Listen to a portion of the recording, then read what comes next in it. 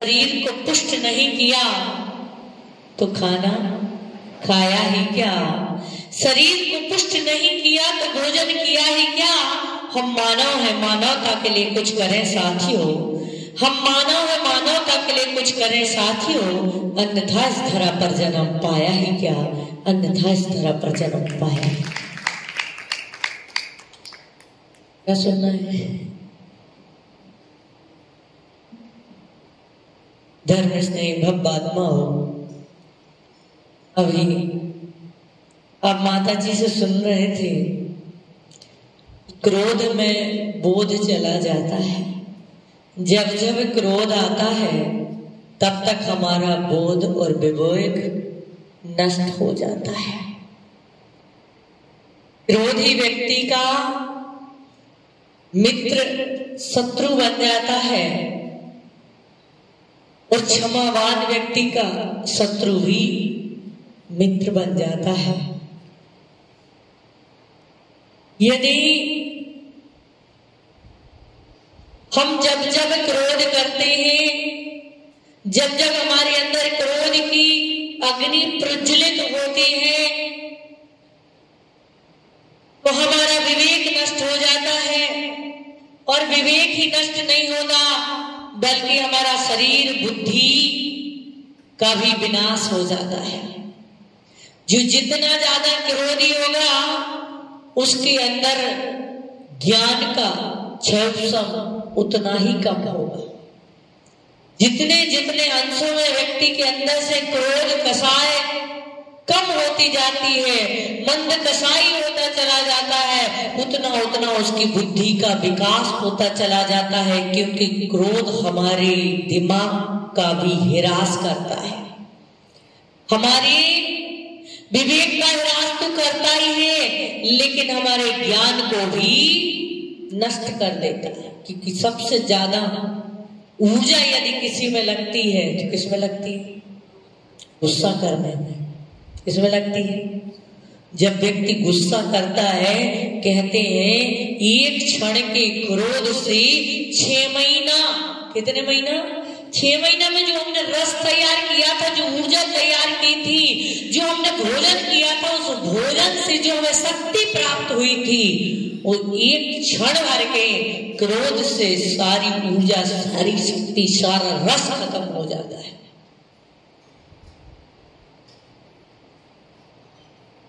लेकिन सबसे ज्यादा कठिन यदि कोई है तो वो है क्रोध को जीतना।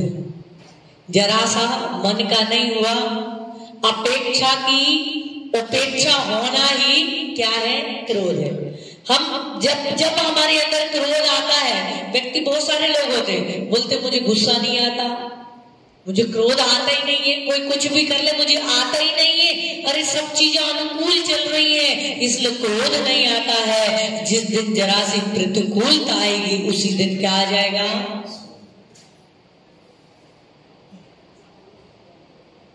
उसी दिन क्रोध की अग्नि भभक उठेगी।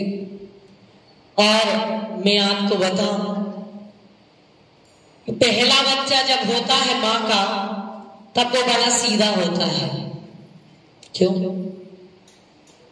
क्यों क्यों होता है? कि पहली जब शादी होती है ना, संतोष भैया आपका तो झगड़ा हुआ ही नहीं होगा, लेकिन जब शुरुआत शादी की होती है तो पहला साल तो पत्नी बोलती है, पति सुनता है। क्या? पत्नी बोलती है, पति सुनता है।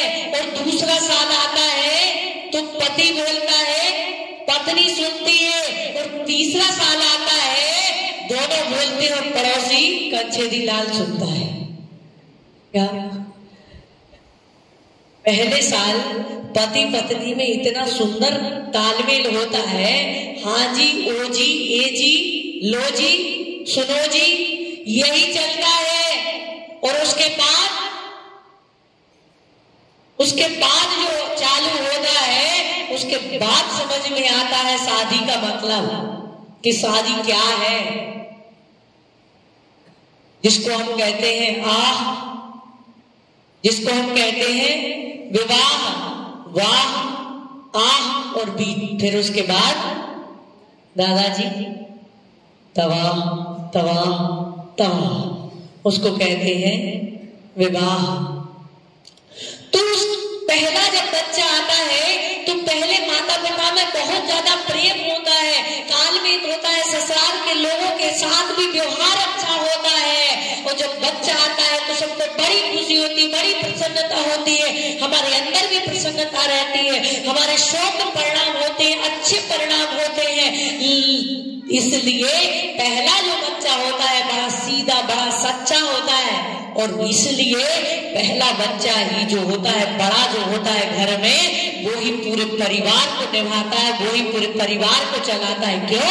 क्योंकि माता के गर्भ में जब वो था उस समय माता के परिणाम अच्छे थे, क्रोध नहीं किया था, गुस्सा नहीं किया था, सारी अनुकूलताएं थी, प्रतिकूलताएं हुई नहीं, और बच्चा पैदा हो गया, इसलिए वो बच्चा भी क्रोधी नहीं होता है। लेकिन दूसरा जब बच्चा होता है समझदार बहुत ज्यादा हो जाते हैं, सारी बातों को समझने लग जाया करते हैं, उसके बाद कहते हैं अब तो समझने लगे सबकी बदमाशी बताएंगे। और पेट में जब बच्चा होता है तो दुनिया भर के विकल्प चलते रहते हैं, इसके प्रति क्रोध, उसके प्रति क्रोध, और जरा सा पति ने, क्योंकि पहला बच्चा होता है, पहला बच्चा जब गर्भ होता है तो पति बिल्कुल हाथों पे रखता है, जो बोलता है वो करता है, और दूसरा है तो हो जाएगा कोई बात नहीं।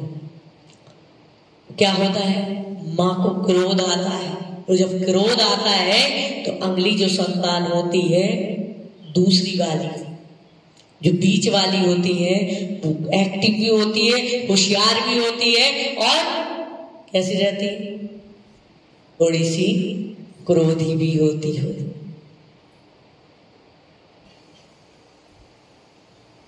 मैं आपसे कहूंगी कि जब आपको क्रोध आए, जब आपको क्रोध आए, उस समय न भोजन करना न भोजन कराना, क्योंकि आप भोजन कर ही नहीं रहे हैं, क्रोध को भी उस भोजन के साथ पी रहे हैं। जब हमारे अंदर क्रोध आए उस समय बच्चे को दूध मत पिलाना। यदि आपने क्रोध में बच्चे को दूध पिलाया तो वो बच्चा भी कैसा हो जाएगा? क्रोधी हो जाएगा। उस बच्चे के अंदर वैसे ही गुण आ जाएंगे। जब टीवी देखते देखते हम भोजन करते हैं तो टीवी के संस्कार हमारे अंदर आ जाते हैं। तो यदि हम अपने बच्चे को खिलाते हैं, पिलाते हैं गुस्से में, तो वो क्रोध के संस्कार भी उसके अंदर खाने पीने के साथ चले जाते हैं। और जो जितना ज्यादा क्रोधी होता है उसकी सफेद कणिकाएं, सफेद कण होते हैं, लाल कण होते हैं। और जो सफेद कण होते हैं, यदि व्यक्ति क्रोध करता है तो उसके जो सफेद कण हैं वो लाल कणों में परिवर्तित हो जाते हैं और व्यक्ति बीमार होना चालू हो जाता है। किसी ने परीक्षण किया था, किसी ने परीक्षण किया था, परीक्षण ये किया था कि क्रोधी व्यक्ति कितना जहरीला है। जैसे सर्प बहुत क्रोधी होता है इसलिए वो काटता है किसी को तो जहर आ जाता है, ऐसे ही क्रोधी व्यक्ति यदि गुस्से में यदि काट दे तो आपके लिए जैसे सर्प का जहर चढ़ता है ऐसे उसका भी जहर चढ़ जाए। कभी लड़ाई हो पति पत्नी में तो थोड़ा दूर से ही लड़ना, काट वाट दिया ना बीवी ने तो दिक्कत हो जाए। अब तो खैर काटने की जरूरत नहीं है, अब तो महिलाएं जो है इतने बड़े बड़े नाखून रखती हैं, इतने बड़े बड़े नाखून। मैंने एक महिला से पूछा, मैंने कहा इतने बड़े बड़े नाखून? अरे माता जी कभी कभी जरूरत पड़ती है। मैंने कहा मतलब? अरे बोले कभी कभी फाइट हो जाती है, तो फाइट होती है तो यही काम आते हैं। अरे ये अंकल जी जो है वो तो नाई के पास पहुंचे, और जब नाई के पास पहुंचे तो बोले मेरे बाल काट दो। नाई ने बोला कितने काटना है? बोले एकदम छोटे कर दो। अरे बोले कितने छोटे, साइज तो बताओ कितने छोटे करना है? बोले इतने छोटे करो, इतने छोटे कर दो, इतने छोटे कर दो कि मेरी बीवी के हाथ में ना आए, क्योंकि जब भी लड़ाई होती तो बाजी पकड़ दो। कहने का मतलब ये है कि क्रोध में कुछ भी हो जाता है, न बाप दिखता है, न भाई दिखता है, न बीवी दिखती है, न सगा संबंधी दिखता है। और जब क्रोध आता है तो व्यक्ति को गुरु आदि भी नहीं दिखते हैं, उनके ऊपर भी गुस्सा उतर जाता है, क्योंकि क्रोध ऐसा ही है जो बोध को खो देता है। ठीक है, आप लोगों को मैं बताऊंगी, यदि अपने घर में तालमेल बैठाना है, यदि एक गुस्सा करता है तो एक को क्या हो जाना चाहिए, ठंडा हो जाना चाहिए। यदि बीवी भी तेज तर्राट और पति भी तेज तर्राट तो महाभारत निश्चित है। और यदि पति शांत है, बीवी तेज तर्राट है तो कुछ नहीं होगा, या पति तेज है, पत्नी शांत है तो भी कुछ होने वाला नहीं है। लेकिन दोनों ही एक जैसे, दोनों ही आग है, तो फिर बुझाने का काम कौन करेगा? कोर्ट करेगा। आज सहन शक्ति एकदम नहीं है, जरा जरा सी बातों में क्या हो जाता है, तलाक तलाक तलाक। एक बार हुआ है कि एक पति था, पत्नी किसी कारण से गुस्सा हो गई, और गुस्सा जैसे हुई को गुस्से गुस्से में उसने अपने पति से कहा, जानवर है तू। पति मुस्कुराया, चल दिया। पत्नी का थोड़े समय के बाद गुस्सा ठंडा हुआ, क्योंकि क्रोध जो है विभाव पर्याय है और क्षमा स्वभाव पर्याय है। व्यक्ति कितना भी क्रोध में रह ले, लेकिन घंटा 2 घंटा से ज्यादा नहीं रह सकता है, उसके बाद उसको स्वभाव में आना ही है। पानी कितना ही गर्म हो जाए, लेकिन आप से नीचे उतारोगे, थोड़ी देर के बाद क्या हो जाएगा, ठंडा हो जाएगा। पत्नी को बड़ा गुस्सा आया, पत्नी ने जानवर कह दिया, और जानवर कह दिया, पति मुस्कुराती हुई चल दिया। और जब घर लौट करके आया, पत्नी का थोड़ी देर के बाद गुस्सा ठंडा हुआ। पत्नी ने कहा कि आपको कुछ नहीं हुआ? बोले किस बात का? बोले मैंने जानवर कह दिया। बोले कहाँ गलत कहा, सही तो कहा। बोले मतलब? बोले मतलब ये कि तू मेरी जान मैं तेरा बर, तू मेरी जान और मैं तेरा बर, दोनों को जोड़ दो तो जान। कौन बोल रहा बर? कौन बोला जानवर? ये बात सत्य है कि जब तक आपकी शादी नहीं हुई है तब तक आप इंसान हैं, और जिस दिन से शादी हो जाती है उसी दिन से आप जानवर बन जाते हैं। बोलो कैसे? ऐसे कि जिस दिन आप सिंगल थे, आपकी शादी नहीं थी, तो आपके 2 पैर थे, और जैसे ही आपकी शादी हुई तो कितने पैर हो गए? 4 पैर हो गए। और 4 पैर किसके होते हैं? गधे के। किसके होते हैं? गधे के। गधा जो होता है क्या करता है? बोझा ढोता है। तो आप लोग भी जिंदगी भर अपनी बीवी का क्या ढोते हो?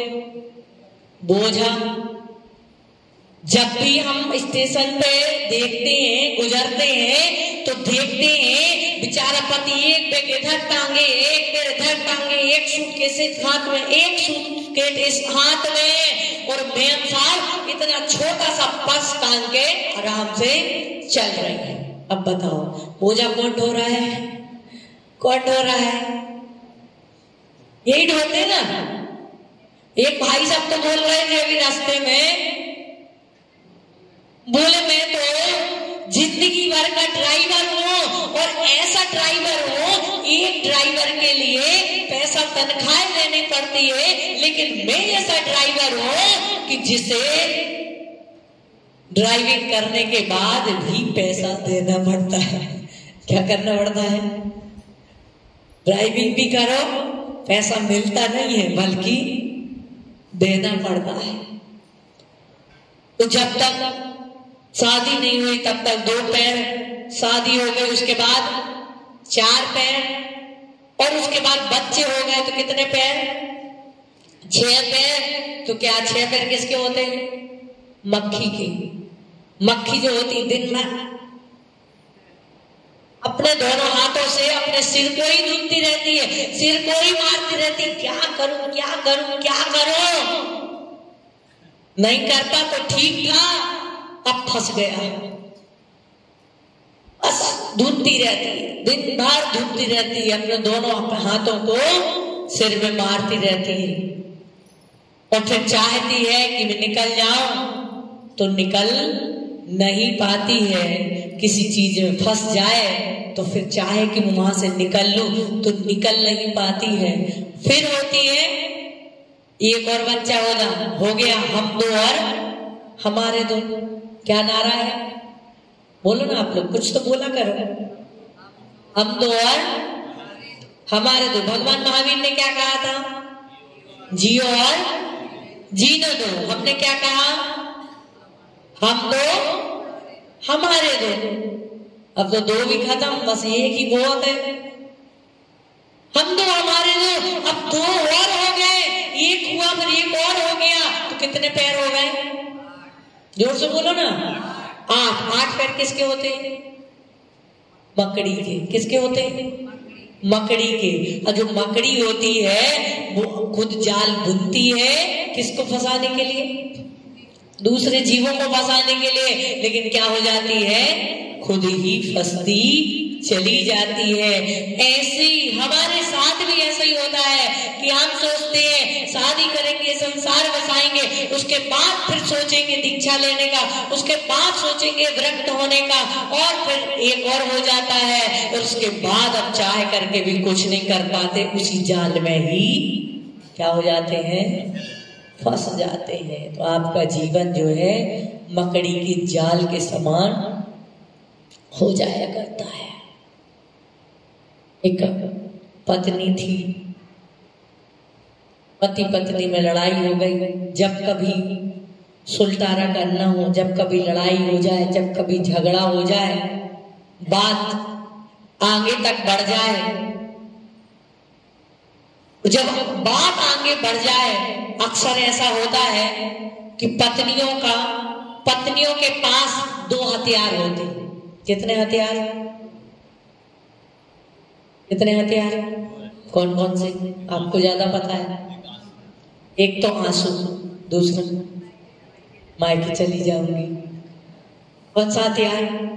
अब जितने यहां बैठे हैं इनकी मायके जाने वालियों में ऐसे नहीं है,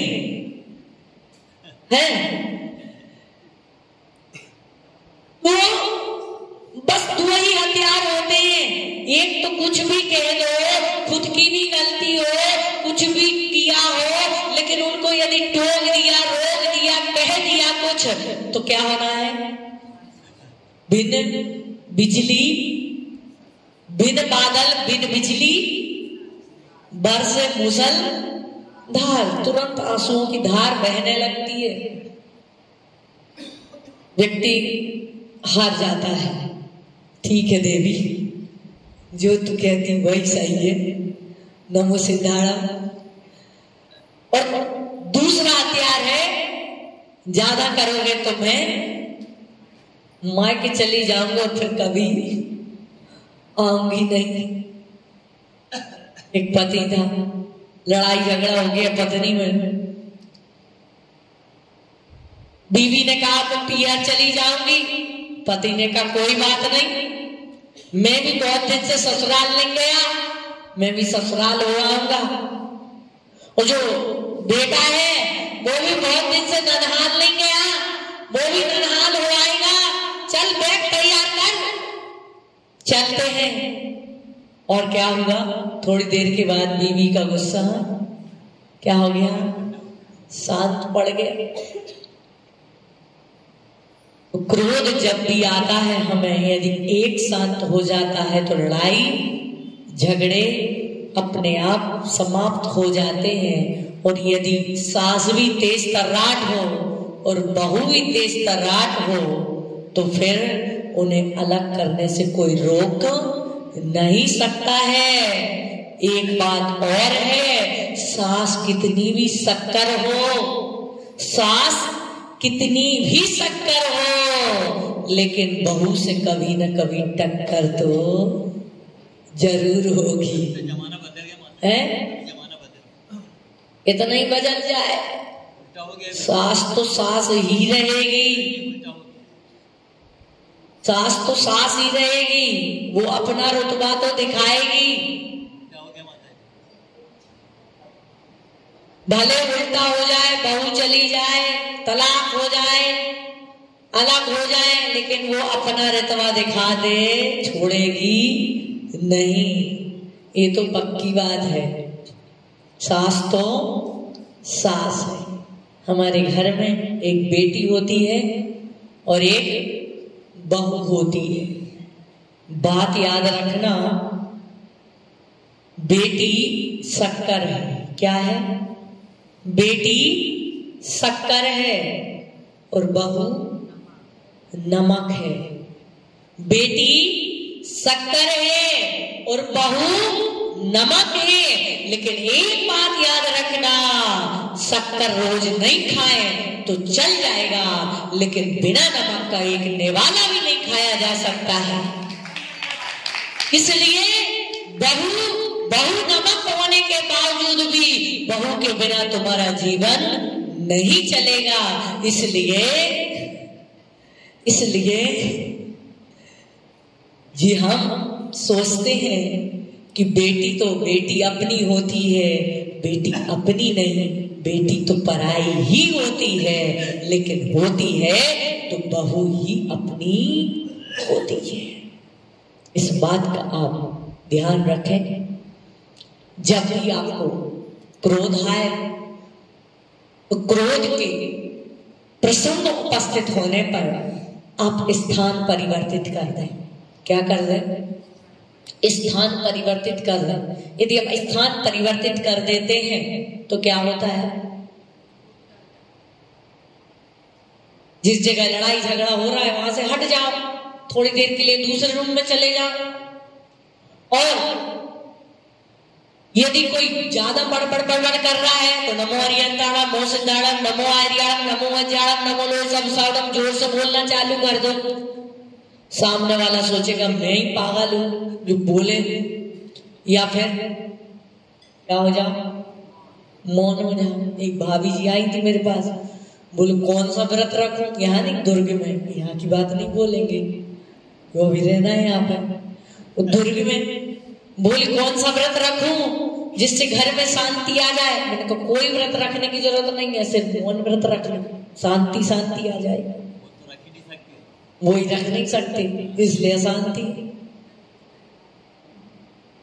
तो मौन व्रत रख लो, स्थान परिवर्तित कर दो, नमोकार मंत्र बोलना चालू कर दो, समय को टाल दो। यदि हम ये प्रयास करते हैं तो हम क्रोध के जो निमित्त मिलते हैं, जहां अपेक्षा होती है वहीं उपेक्षा होती है, और जहां अपेक्षा हुई वहीं उपेक्षा हुई, तो वहीं पर क्या उपस्थित होगा? क्रोध उपस्थित होगा। श्री कृष्ण के साथ वो लोग जंगल में विचरण कर रहे थे। किसी ने कहा कि यहां से मत जाओ, यहां पर एक राक्षस है, बहुत क्रोधी है, बहुत गुस्सा करता है, बहुत क्रोधी, बहुत गुस्सा करता है, आप यहां से मत जाओ, आपको मार डालेगा। नहीं, अब रास्ते आधे आ गए हैं, अब आगे बढ़ते हैं।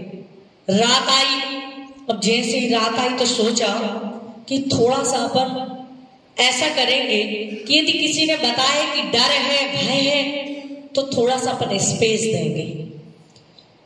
ये दो व्यक्ति सोएंगे, एक व्यक्ति जागेगा, फिर एक व्यक्ति जागेगा, दूसरे दो व्यक्ति सोएंगे। और ऐसा किया। रात्रि में, अर्धरात्रि में एक आसुरी शक्ति आई, बहुत क्रोध करने लगी। सात्विकी थे और एक और उनके साथी थे, तो सात्विकी जाग रहे थे जब वासुरी शक्ति आई बहुत क्रोध करने लगी, और जैसी क्रोध करने लगी उन्होंने भी फाइटिंग की, और जैसे ही फाइट की उस शक्ति ने उनको घायल कर दिया। फिर दूसरे का नंबर आया, उसके साथ भी फाइट की, वो भी बेहोश हो गया। अब श्री कृष्ण का नंबर आया, और जब श्री कृष्ण का नंबर आया जागने का, वो जागे, और जैसे ही जागते हैं वही शक्ति फिर कोलाहल मचाने लगी, गुस्सा करने लगी, क्रोध करने लगी, हाहाकार करने लगी, लड़ाई करने लगी, युद्ध करने लगी। श्री कृष्ण कुछ नहीं बोले, मुस्कुराते रहे, मुस्कुराते रहे, मुस्कुराते रहे, और जैसे ही मुस्कुराते रहे शक्ति क्रोध करती रही, वो राक्षसी शक्ति क्रोध करती रही, और जितना जितना वो क्रोध करती है श्री कृष्ण मुस्कुराते रहते हैं और कहते हैं वो क्रोध में कीड़े के बराबर हो जाती है। उन्होंने अपने दुपट्टे में बांधा, अपने दुपट्टे में बांधा और रख लिया। सुबह जब हुई, इन लोगों की मूर्छा शांत हुई, तो बोले भाई वो शक्ति बहुत बड़ी शक्ति थी, उसने हमको बहुत मारा, बहुत सताया, बहुत पीड़ा दी, मूर्छित कर दिया। आपके पास, श्री कृष्ण मुस्कुरा रहे थे, बोले आपके पास नहीं आई क्या? बोले मेरे पास भी आई थी, लेकिन मैंने उस क्रोधी का जवाब मुस्कुरा करके दिया। वो क्रोध के कारण शक्ति क्षीण होती रही, शक्ति छोटी सी हो गई। उन्होंने हाथ में ली और दिखाई, बोले ये है वो राक्षसी शक्ति, मतलब इतनी सी हो गई। जब व्यक्ति उसका मुकाबला करता है तो क्रोध ही शांत हो जाता है, और यदि हम शांतता के साथ उसका जवाब देते हैं, प्रसन्नता के साथ मुस्कुराते हैं, कोई कितना भी क्रोध करे, यदि आप मुस्कुराते रहोगे तो निश्चित है कि वो कहेगा क्या हो गया, मैं ही पागल हूँ, मैं ही बोल रहा हूँ। और एक चीज और है संतोष भैया, एक चीज और है कि जिसकी बीवी तेज तर्राट हो, जिसकी दादाजी जिसकी बीवी तेज तर्राट हो, वो पुरुष नहीं महापुरुष है। क्योंकि महापुरुष ही तेज तर्राट बीवी को झेल सकता है, पुरुष तो झेल ही नहीं सकता। चाहे कि नाथ हुए हो, चाहे जो भी महापुरुष हुए हो, जिनकी बीवियां जो थी ना वो बड़ी तेज तर्राट थी, इसलिए वो क्या बन गए, महापुरुष बन गए। इसलिए कभी आपकी बीवी भी तेज तर्राट हो ना, तो ये सोचना मैं महापुरुष हूँ, मैं महापुरुष हूँ, मैं क्या कर रहा हूँ, झेल रहा हूँ, सहन कर रहा हूँ। क्योंकि महापुरुष ही उपसर्गों को सहन करते हैं, कायर पुरुष तो मैदान छोड़ कर के भाग जाते हैं, बोले तलाक तलाक तलाक, और तुम अलग और हम अलग। इसलिए अपने जब जब क्रोध के प्रसंग उपस्थित हो उस समय संतोष, क्षमा, शांति और प्रसन्नता के साथ उसका मुकाबला करें, ताकि सामंजस्य बने और घर में हो रहे महाभारत को रोका जा सके। बोले भगवान महावीर स्वामी की। आलो सोवाणी मस्तके चढ़ू, सदा देत हो दो।